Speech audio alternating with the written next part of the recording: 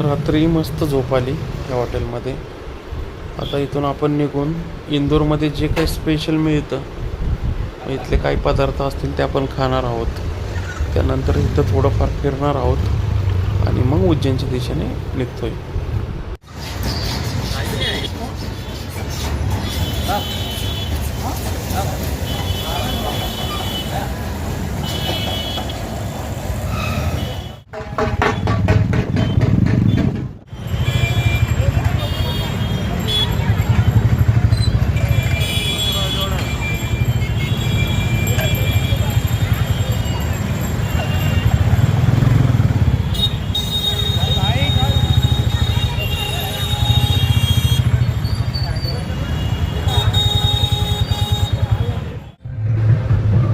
इंदोरवरून आता उज्जैनला जाताना खूप मोठ्या प्रमाणामध्ये अशा कावड घेऊन चाललेले युवक दिसतात रोडने.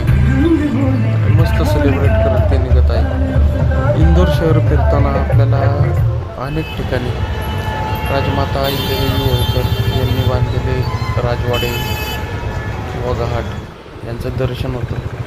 आता आपण काही वेळातच उज्जैन नगरीमध्ये प्रवेश करत आहोत. जय महाकाल.